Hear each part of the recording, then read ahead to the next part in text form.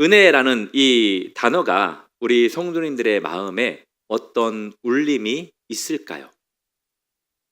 너무나도 자주 은혜하고 또 이제 우리가 많이 듣다 보니까 이 은혜에 대해서 별 감흥이 없지는 않으신가요? 제가 전에 교회에서 사역을 할 때는 은혜라는 이름을 가진 지체들이 너무나도 많았어요. 박은혜, 김은혜, 이은혜, 송은혜, 저은혜, 할 것 없이 은혜라는 이름이 너무나도 많았는데 참 신기하게 우리 교회 교적부에는 은혜라는 이름이 딱 한 명밖에 없어요. 은혜가 많아서 필요 없어서 은혜라고 이름을 안 지은 건지 참 궁금하다는 생각도 들었는데요.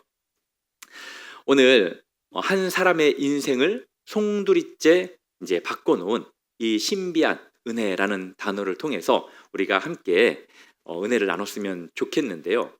성경을 보면 하나님께서 은혜를 가장 먼저 베푸신 그러한 장소가 있어요. 혹시 잠깐 성경을 너무나도 잘 아시니까 우리 성도님들이 머릿속에 과연 어떤 사건이지? 그리고 하나님께서 베풀어 준 그 첫 번째 은혜의 장소가 어디지? 라고 생각했을 때 어디일까요? 맞아요. 에덴 동산입니다. 하나님께서 자기의 형상대로 아담과 하와를 만드셨죠. 그렇지만 하나님의 명령에 불순종하고 이 아담과 하와가 하나님을 피합니다. 하나님께서 이들에게 어떻게 행동하시죠? 진노와 또 심판을 내릴 수도 있었지만 하나님께서는 아담에게 찾아가서 이렇게 부르죠. 뭐라고 부르죠? 아담아, 내가 어디 있느냐? 죄를 지은 후에 아담이 하나님을 찾아간 것이 아니라 하나님께서 아담을 찾아왔다라는 것. 이것이 중요합니다. 죄인을 찾아오신 하나님. 이것이 바로 은혜의 시작이죠. 우리가 하나님을 찾았습니까? 하나님이 우리를 찾아왔습니까? 그렇죠. 하나님께서 우리를 찾아온 것. 이것이 이 세상에서 우리가 받은 가장 큰 은혜라는 사실을 믿으시기를 바랍니다. 부흥회 때 그래도 아멘으로 화답을 잘해 주셔가지고 얼마나 감사한지 우리 성도님들이 말씀의 은혜를 이렇게 누리고 있구나, 받고 있구나라는 것을 제가 많이 느꼈어요. 이제는 다시 줄여도 돼요. 예, 이것이 이제 첫 번째로 하나님께서 베푸신 은혜의 음성이고요. 이제 구약에서 이 은혜라는 단어가 뭐라고 혹시 사용이 되냐면 헤세드라고 사용이 되는데 들어보셨죠? 그리고 신약에서는 카리스라는 단어로 사용이 됩니다. 이 은혜라는 단어가 이제 헤세드, 카리스 이제 동일하게 은혜라는 단어로 해석이 되는데 이제 사용되는 강조점 그리고 대상이 좀 달라요. 구약의 헤세드라는 이 단어는 언약에 기초한 하나님의 신실함 그리고 하나님의 큰 사랑의 강조가 있습니다. 그 대상은 누구냐? 하나님께서 선택한 당신의 백성 이스라엘. 그들을 향해서 하나님은 신실하셨고 또 하나님은 영원한 사랑을 베푸셔요. 이스라엘 백성들 한번 생각해 볼까요? 하나님만 섬겨야 하는데 그들은 금송아지를 섬겼죠. 그리고 다른 신들을 쫓아 하나님을 배반했습니다. 그럼에도 불구하고 하나님은 어떻게 하셨습니까? 당신이 진노하시고 또 심판하셔도 당연해요. 그럼에도 불구하고 하나님은 놀라운 말씀을 이스라엘 백성들에게 하십니다. 나는 여호와라. 나는 여호와라.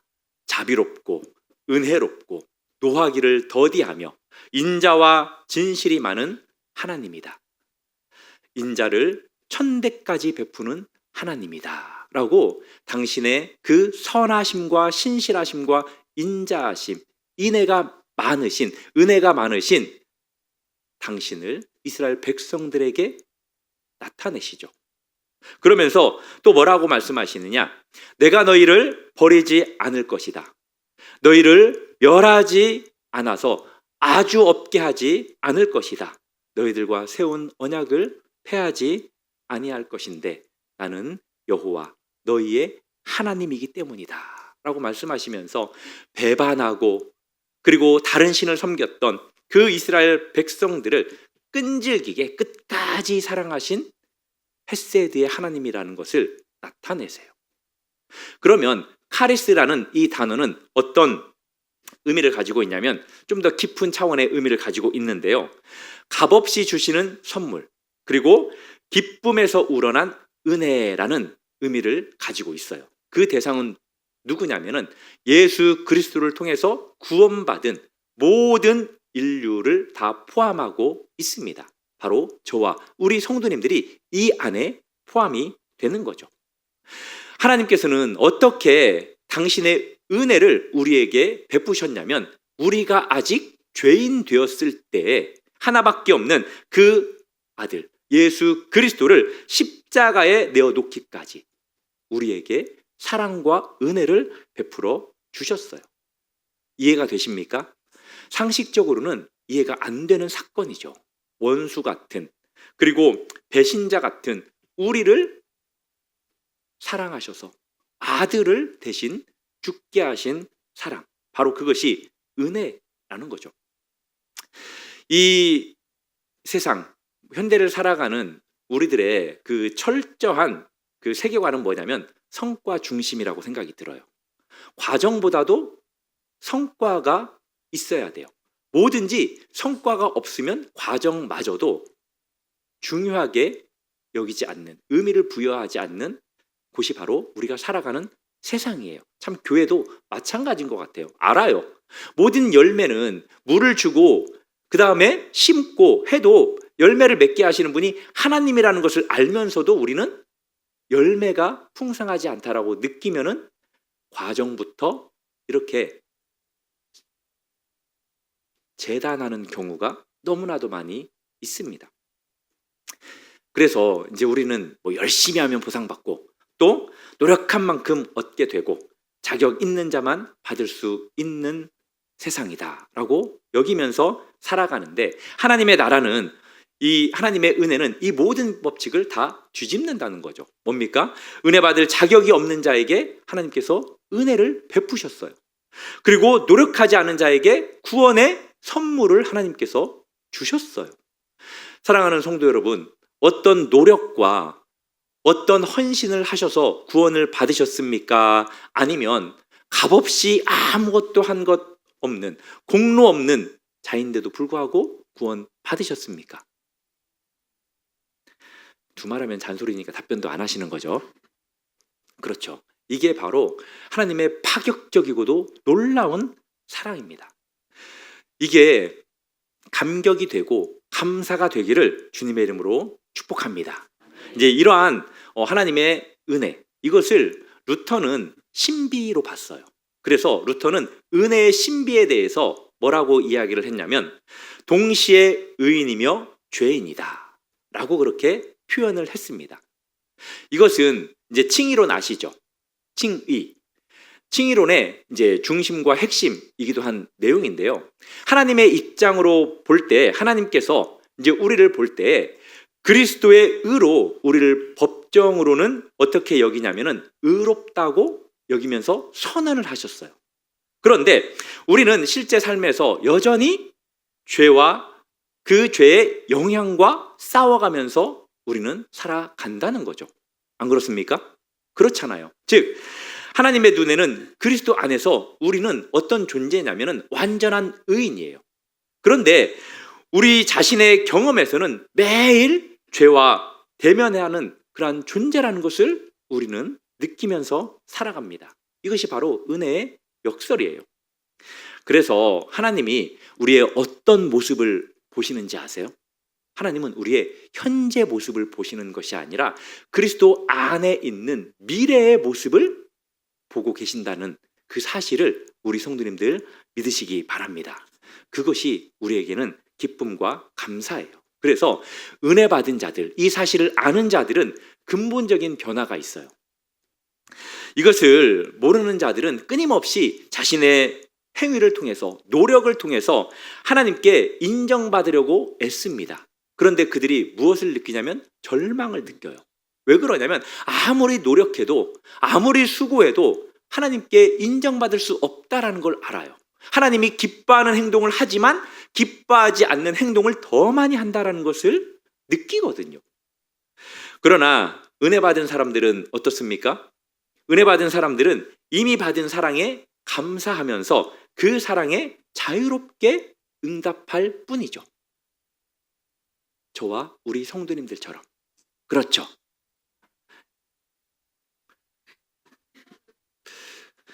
네, 그래서 우리 성도님들은 이렇게 생각하셔야 돼요. 이제 내가 율법의 정죄에서 은혜의 자유로, 그리고 행위의 종살이에서 사랑의 자발성으로 나아가는 복음의 능력의 삶을 살아야겠다라고, 그렇게 우리 성도님들이 생각을 바꾸시기를 바라겠습니다.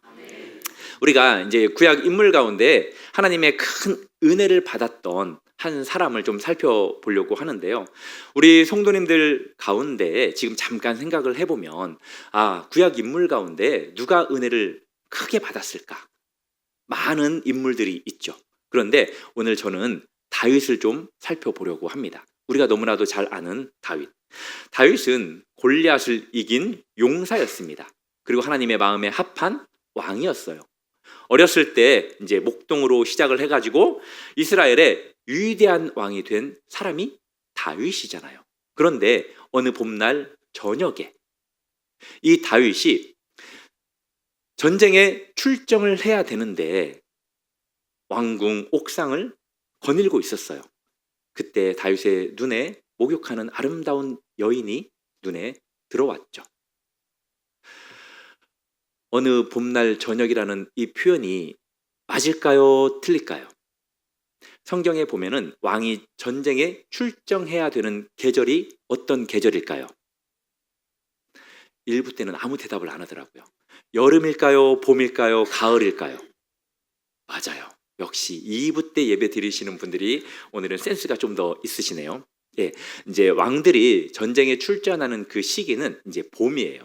이 다윗도 전쟁에 출정을 했어야 되는데 출정을 하지 않고 그렇게 왕궁이를 거닐다가 목욕하는 밧세바를 보게 됩니다.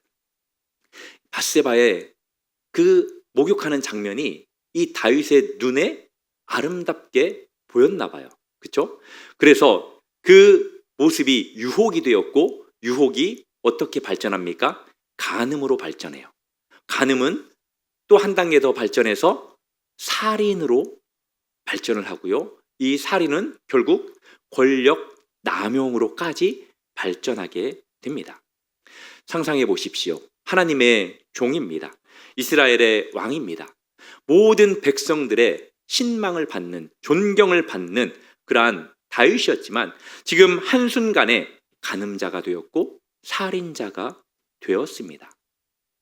아주 끔찍한 것은 자신의 죄, 간음을 덮기 위해서 더 끔찍한 살인을, 더 큰 죄를 범했다라는 것을 우리가 볼 수 있습니다.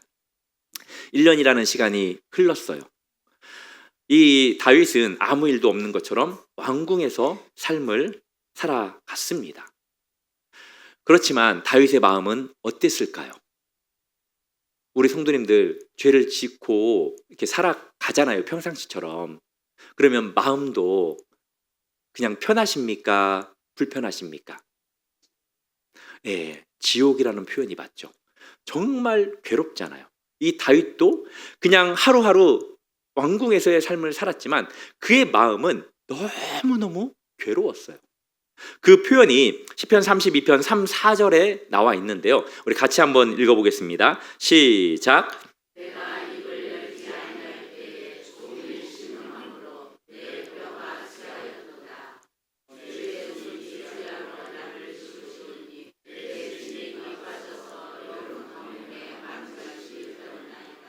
아멘. 죄를 짓고 살아가면 정말 힘들어요. 이 3절 한번 띄워주시겠습니까? 다윗이 자신이 하나님 앞에 이 죄에 대해서 고백을 하지 않으니까 날마다 괴로운 거예요. 그래서 신음하는 그 신음소리가 났는데 그 이유는 자기의 뼈가 쇠하는 것 같은 그러한 느낌이 들었다는 거예요. 그리고 주의 손이 누르다 보니까 진액이 빠져서 여름에 어떤 모습과 같다라고 고백을 하죠? 가뭄. 여름의 가뭄이 얼마나 심합니까? 극심한 그 가뭄을 보신 분들 아시죠? 그 논밭이 특히 이제 그 논들이 쩍쩍 갈라지잖아요. 저는 하나님의 손이 저와 함께하고 저를 덮어주고 있다는 것을 자주 생각을 해요. 우리 성도님들, 하나님의 손이 우리 성도님들을 덮고 계시는 것 느끼시고 믿으실까요? 하나님의 손이 이렇게 덮고 있습니다. 그런데 우리가 죄를 고백하지 않으면 하나님께서 이 손이 우리를 누른다고 생각을 해보십시오. 어떻게 될까요? 여름 가뭄과 같이 뼈가 그렇게 타는 것 같이 진액이 빠지는 것 같은 느낌을 받을 수밖에 없죠. 만약에 하나님이 이렇게 누르지 않고 이 손을 거두시면 어떨까요? 그래도 우리는 죽습니다. 뜨거운 태양에 노출이 된다고 생각을 해보십시오. 그리고 원수마귀 사탄의 그 보호가 없다고 생각해 보십시오. 우리는 잡혀먹어요. 사랑하는 성도 여러분, 하나님의 손이 우리를 항상 덮고 있는 그 모습이 유지되기를 하나님 앞에 간구하십시오. 눌러도 죽고요, 거두셔도 우리는 죽어요. 이 다윗이 그러한 것을 지금 느끼면서 살아가고 있습니다. 이때 하나님께서 나단 선지자를 다윗에게 보내시죠. 나단 선지자는 큰 부자와 또 가난한 한 사람에게 손님이 찾아온 이야기를 비유로 다윗에게 합니다. 그 손님을 맞이한 부자가 자기의 그 많은 소와 양을 하나를 선택해서 잡아서 대접을 해야 되는데 어떻게 하죠? 가난한 자의 집에 있는 암양 새끼, 그거 하나를 취해가지고 손님을 대접합니다. 이 이야기를 들었던 다윗이 대노해요. 이 일을 한 자는 반드시 죽을 것이다 라고 그렇게 화를 내고 역정을 냅니다. 이때 나단 선지자가 뭐라고 말합니까? 당신이 그 사람이라. 이 나단 선지자의 이 한마디에 다윗의 세계관이 완전히 세계가 무너져 버립니다. 그 순간 다윗을 감싸고 있었던 그 모든 가면이 벗겨졌어요. 하나님의 사람이었습니다. 이스라엘의 왕이었습니다. 언약의 후손이었어요. 모든 타이틀을 한순간에 잃어버리는 그러한 상황에 직면했습니다. 더 이상 변명할 수도 숨을 수도 없었어요. 다윗이 이때 놀라운 하나님의 은혜의 첫 신비를 깨달아요. 바로 그것이 무엇이냐면 같이 읽어보겠습니다. 시작. 은혜는 우리의 실패를 끝이 아닌 새로운 시작으로 바꿔 놓습니다. 이러한 절망 가운데 다윗은, 나락 가운데 떨어지는 다윗은 하나님께 부르짖어요. 뭐라고 부르짖냐면 시편 51편 1절 말씀 같이 읽겠습니다. 시작. 하나님이여 주의 인자를 따라 내게 은혜를 베푸시며 주의 많은 긍휼을 따라 내 죄악을 지워주소서. 아멘. 여기에서 중요한 단어가, 문장이 뭐라고 생각하세요? 은혜를 베푸시며? 맞아요. 주의 인자를 따라, 주의 많은 긍휼을 따라. 이 문장이 중요합니다.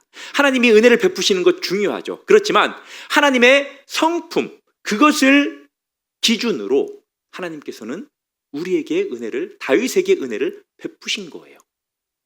하나님이 인자가 많으신 분, 긍휼이 많으신 분이라는 사실에 감사하시기를 바랍니다. 이제 7절에는 그렇게 또 다윗이 고백하는데, 우슬초로 나를 정결하게 하소서 내가 정하리이다. 나의 죄를 씻어주소서 내가 눈보다 희리이다. 여기에서 주목할 것은 뭐냐? 다윗은 자신의 지난날의 공로 그리고 행위, 이것을 내세우지 않았다라는 거예요. 철저히 하나님의 인자하심, 하나님의 긍휼하심에 호소했다라는 것입니다. 자신의 의로움을 포기하고 하나님의 의존에만 의존해서 고백하는 것, 이것이 바로 진정한 회개라는 거예요. 하나님은 회개하는 다윗을 버리셨습니까? 그러지 않으셨습니까? 버리지 않았어요. 회개하는 그 다윗을 통해서 오히려 메시아를, 그 혈통을 이어가기로 작정하십니다. 여기서 우리는 하나님의 아주 놀랍고 큰 마음을 보게 돼요. 하나님이 우리의 과거를 보시지 않아요. 방금 전에 말씀드렸듯이 우리의 미래를 보고 계십니다.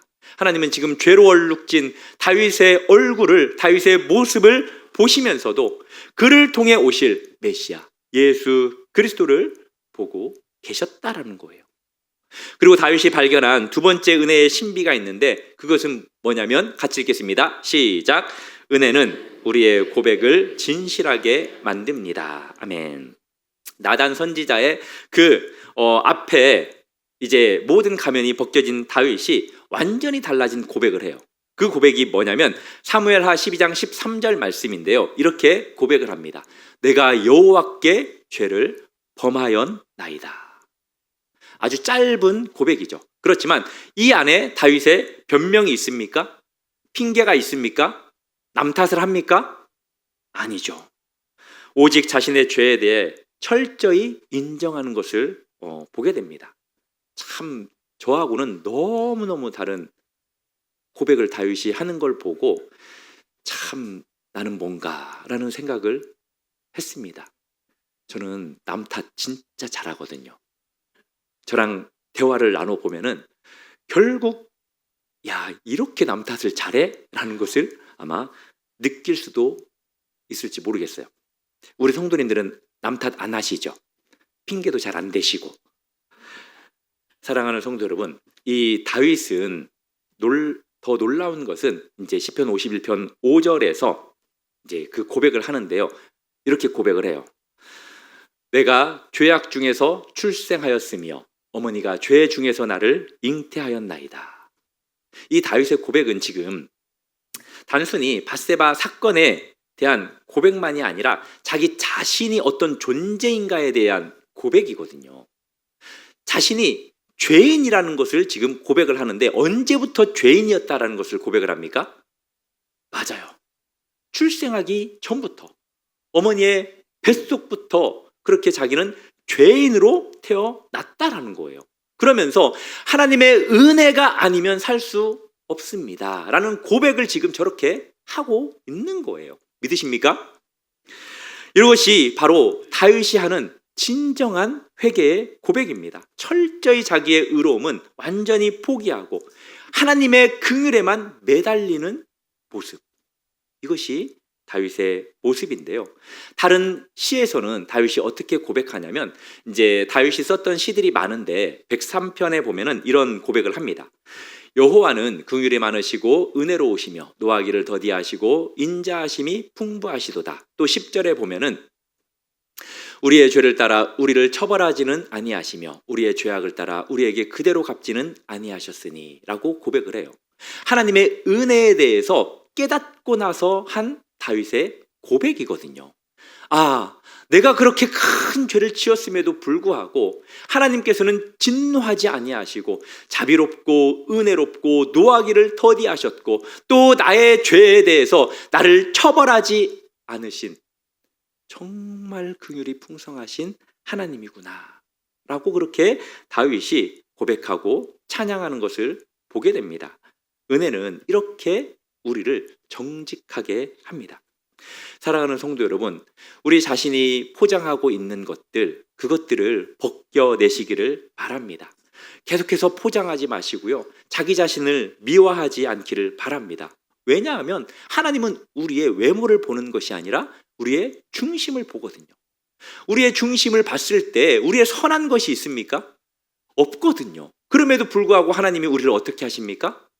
사랑하세요. 믿으십니까? 하나님이 우리를 보시고 우리의 그 더러움에도 불구하고 하나님은 우리에게 뭐라고 날마다 고백하냐면 내가 너를 사랑한다. 징그럽게 내가 너를 사랑한다. 라고 날마다 고백을 하세요. 그러니까 포장지를 벗겨내시기를 바랍니다. 다윗의 실패는 끝이 아니었습니다. 오히려 더 깊은 은혜를 경험하고 더 진실한 하나님과의 관계로 이 실패를 통해서 나아가 새로운 시작을 하게 된 거예요. 이제 우리가 본론으로 들어와서 오늘 본문을 좀 살펴보겠는데요. 바울에게는 가시가 있었죠. 어떤 가시죠? 육체의 가시가 있었습니다. 이제 그것이 무엇인지 정확히 알 수 없지만 분명한 것은 이제 그것이 바울에게는 큰 고통과 약함이었다라는 건데요. 위대한 사도 바울조차도 우리와 같이 약함과 한계를 가지고 있었던 그러한 사람이었습니다. 그 가시를 제거해 달라고 사도 바울이 하나님 앞에 3번이나 기도하죠. 우리 성도님들도 분명히 기도를 했을 거예요. 하나님, 내가 간이 아파요. 내가 위가 아파요. 허리가 아파요. 무릎이 아파요. 안 아픈 데 없이 아픈 데가 너무 많아요. 하나님, 제발 낫게 해주세요. 라고 기도를 하잖아요. 우리가 기도할 때, 아플 때 하나님 앞에 하는 그 기도의 그 간절함 경험하신 분들은 알 거예요. 뭐라고 기도하죠? 하나님, 제발 살려달라고. 저는 그렇게 기도해요. 그렇게 이제 사도 바울도 3번씩이나 아마 기도했을 거라고 봅니다. 그런데 우리가 잘 알다시피 이 사도 바울의 응답에 우리 하나님은 어떻게 반응합니까? 원하는 응답이 아닌 다른 방향으로 응답을 하시죠. 그 말씀이 12장 9절 말씀인데, 내 은혜가 내게 족하도다 라고 그렇게 답변하십니다. 이는 내 능력이 약한 데서 온전하여짐이라. 우리가 잘 아는 이 말씀에 대해서 팀 켈러 목사님이 이렇게 이야기를 했습니다. 같이 읽겠습니다. 시작. 은혜는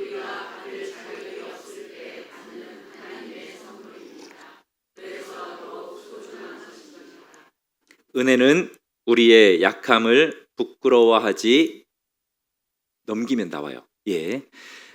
않으시고 오히려 그 약함을 통해 하나님의 능력을 드러내는 통로가 됩니다. 사도 바울의 경험한 이것이 바로 은혜였어요. 고통을 통과하여 얻은 은혜, 그리고 약함을 받아들임으로 경험한 은혜였습니다.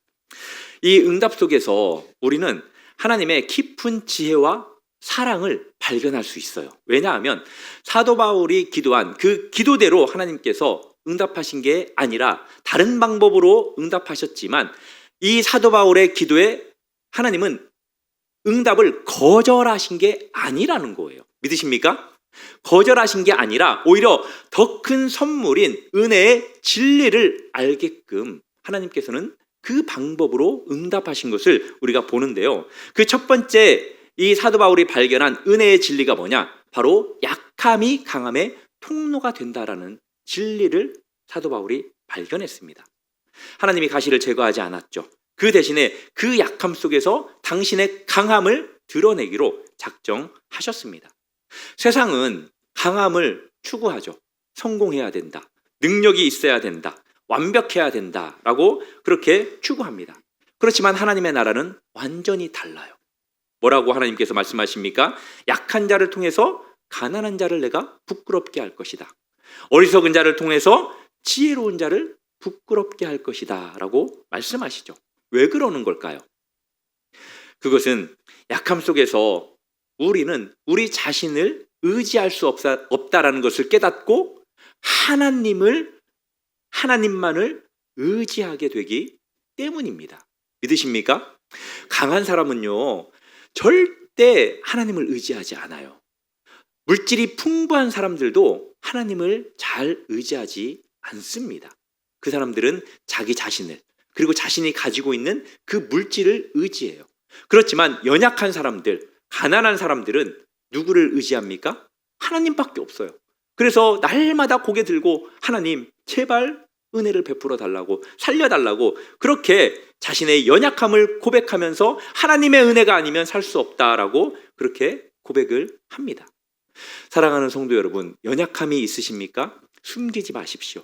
하나님 앞에서, 그리고 공동체 앞에서 솔직하게 고백을 하십시오. 그러면 그때 하나님께서는 당신의 강함을, 당신의 능력을 은혜로 우리에게 부어 주십니다. 믿으십니까? 그리고 두 번째로 이제 사도 바울이 발견한 은혜의 진리는 뭐냐? 자기의 자랑이 하나님의 자랑, 감사로 바뀌게 된다라는 거예요. 바울은 이 경험 후에 놀라운 고백을 하는데요. 바로 그 고백이 9절 하반절의 말씀이에요. 보면은 그러므로 도리어 크게 기뻐함으로 나의 여러 약한 것들에 대하여 자랑하리니 시작 이는 그리스도의 능력이 내게 머물게 하려 함이라. 아멘.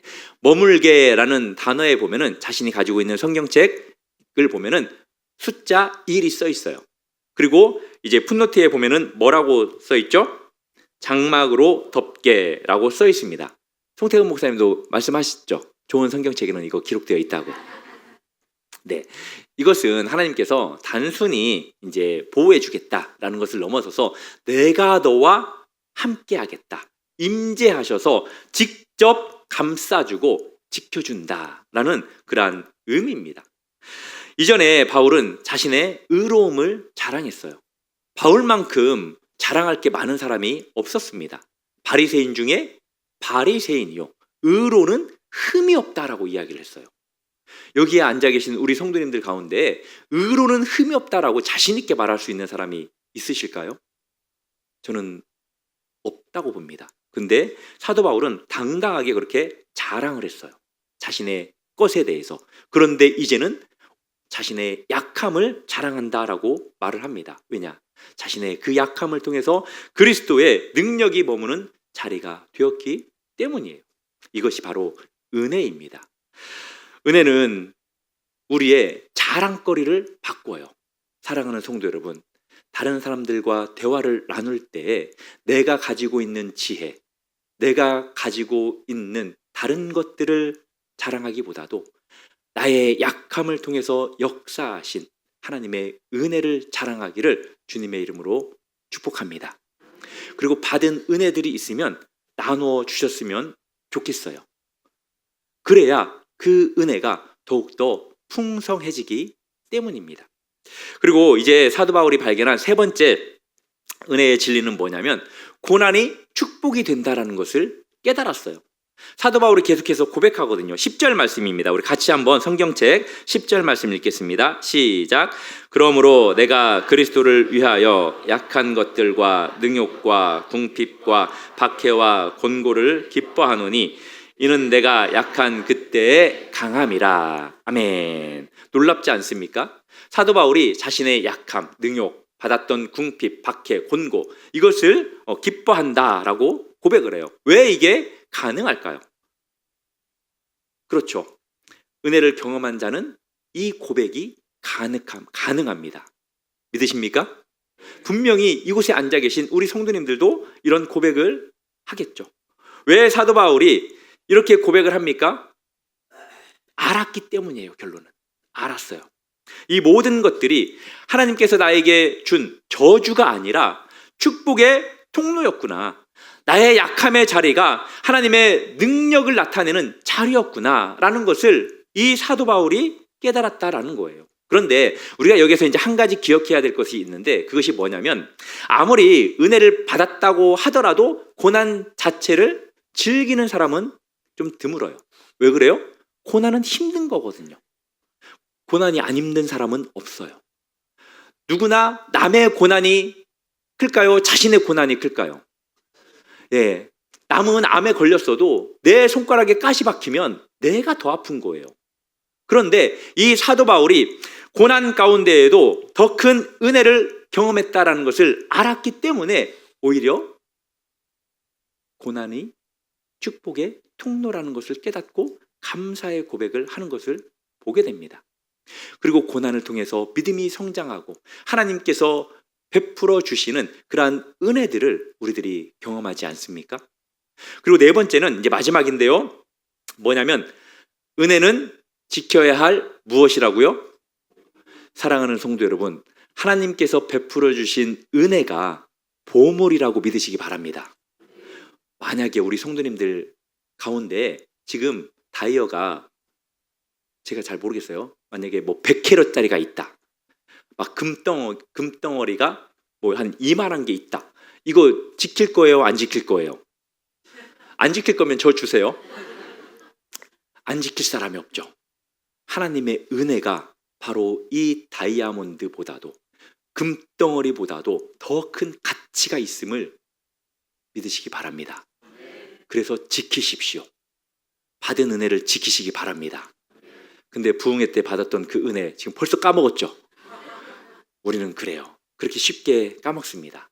첫째 날의 주제가 뭐였는지, 둘째 날의 주제가 뭐였는지, 마지막 날 주제가 뭐였는지. 지금 속으로 대답하는 사람은 은혜를 보물처럼 여기고 지키는 사람이고, 대답하지 않는 사람은, 사랑하는 성도 여러분, 우리가 살아가면서 은혜를 잃어버리는 위험에 빠지는 경우가 참 많이 있거든요. 내 상태가 되게 좋아요. 그리고 말씀을 전하는 목사의 상태도 좋아요. 그런데 은혜가 안 돼요. 반대로 내 상태는 어려워요. 목사의 상태도 별론 것 같아요. 그런데 은혜가 돼요. 어떤 걸 선택하시겠습니까? 후자죠. 은혜가 없으면 끝이에요. 이 시간 나와서 예배 드리는데 은혜 없이 집에 돌아가잖아요. 화가 나야 돼요. 열이 나야 돼요. 슬퍼야 돼요. 그래서 집에 가서 기도해야 돼요. 하나님, 이게 뭡니까? 아무 은혜 없이 갔다 온 이 시간 너무 억울합니다. 제가 드리는 예배마다 은혜를 주시옵소서 라고 기도하십시오. 그 어떤 상황 속에서도 은혜를 받고 돌아가면 그게 100점 만점에 만점이라는 사실을 기억하시기 바랍니다. 그런데 은혜 받지 못하고 가잖아요. 그러면은 말씀도 예배도 기도도 다 형식으로 밖에 남지 않아요. 우리 성도님들 가운데 말씀 없이도 내가 살아갈 수 있다라고 생각하시는 분이 있을까요? 큰일 납니다. 왜냐? 말씀은 생명이에요.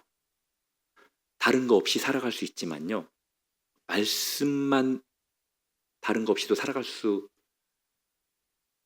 있겠지만 말씀 없이는 절대 못 살아요. 그 사실을 기억하시기를 바라고, 은혜가 없으면 끝이라는 그 사실을 항상 기억하시면서 은혜 받으려고 사모하시고 노력하시기를 바랍니다.